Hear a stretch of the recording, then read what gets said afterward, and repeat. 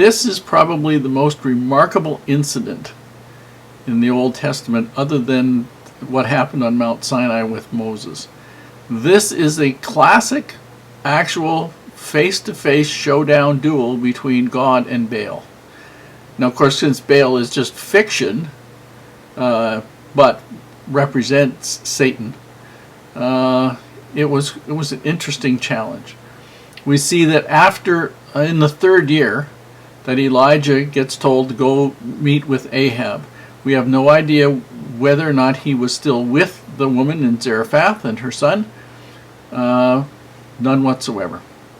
But he shows up in Israel and is met by Obadiah, who is the head of the chamberlain, the fellow in charge of Ahab's household. Now, as it happens, Obadiah is a believer in God.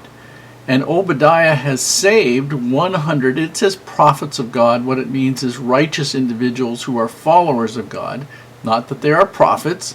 They aren't prophets. And he's hidden them, 50 in one cave, 50 in another cave, because Jezebel killed all the rest. She killed all the rest. They were offered as burnt offerings and sacrifices on the altars to Baal and Ashtoreth, her gods.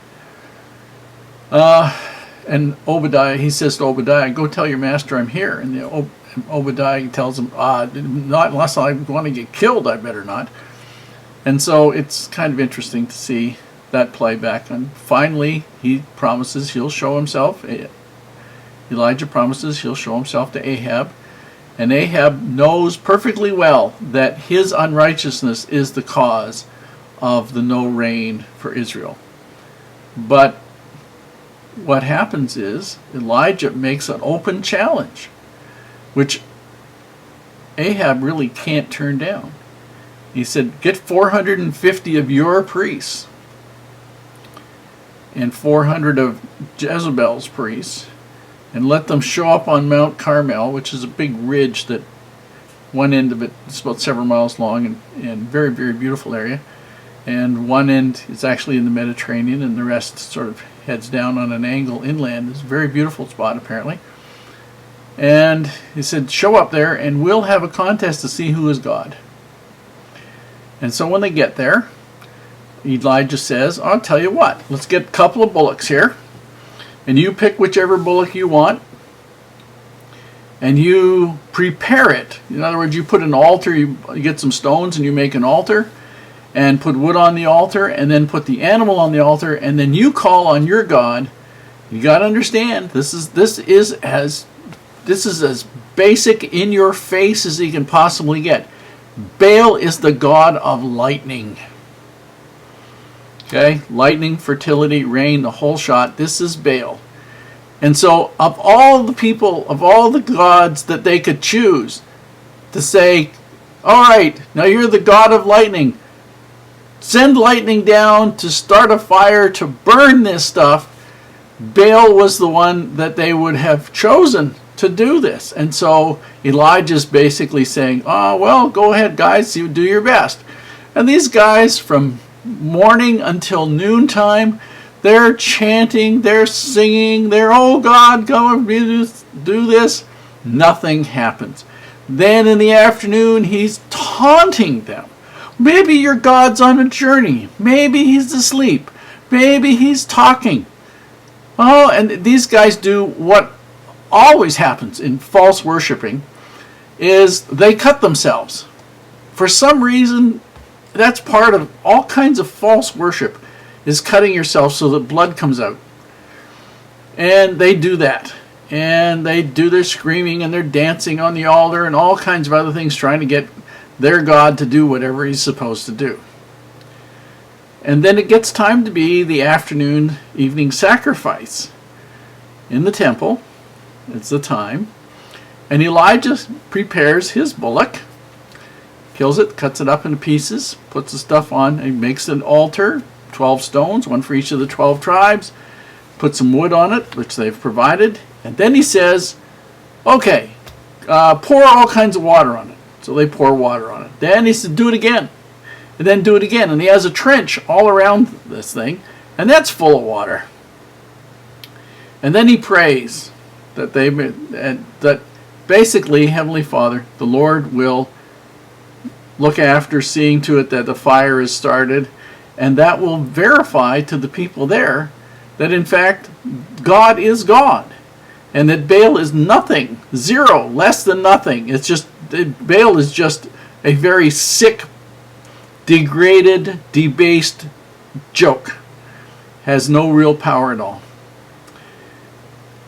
And fire comes out of heaven, and the fire is so intense that it not only burns up the burnt offering and the wood, it also burns up the stones and the dust and the water that's in the trench and the whole shot.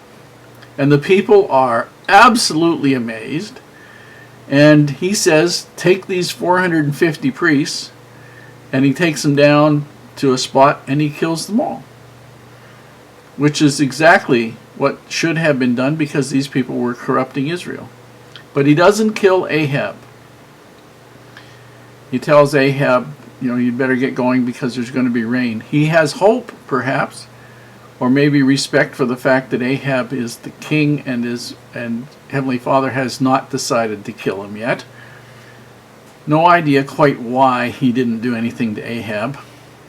Would have been my temptation, but then I'm not the Lord, and I don't know all the circumstances. And then he goes back up.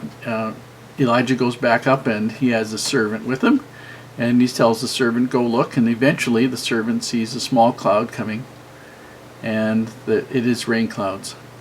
So for the first time in about 3 years, there's going to be rain in the land. And then we see that even through all of this, no matter what happens, and we'll see in the next chapters, Ahab and Jezebel don't care. They are not interested in anything that conflicts. They know what they want to believe, and they aren't prepared to change. Now you need to understand that the people who led this worship were very often the king and the queen.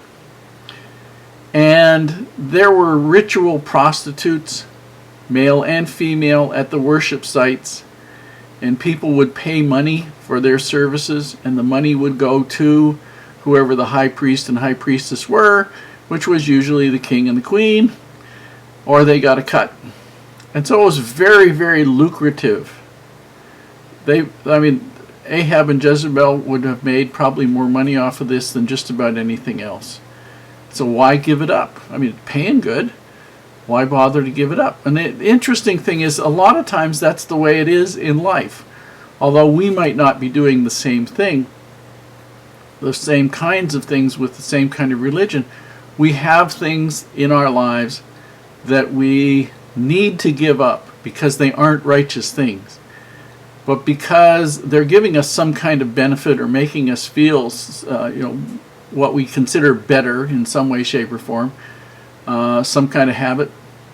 It might be having drugs or alcohol or tobacco or something or other. We don't give it up because we are not willing to lose out on the, quote, supposed pleasure of it or supposed benefit of it for something that will be infinitely better. And so we hang on to the poison, we hang on to the sin, we hang on to the degrading behavior or the rotten attitude to our detriment and that of everybody around us. The Lord's trying to get us to understand something with this challenge here, and that is the things that we think of that are so powerful in a worldly sense have absolutely nothing of value for us in an eternal sense. God is God. If we pay attention to God being God and do what He says first, we will be better off.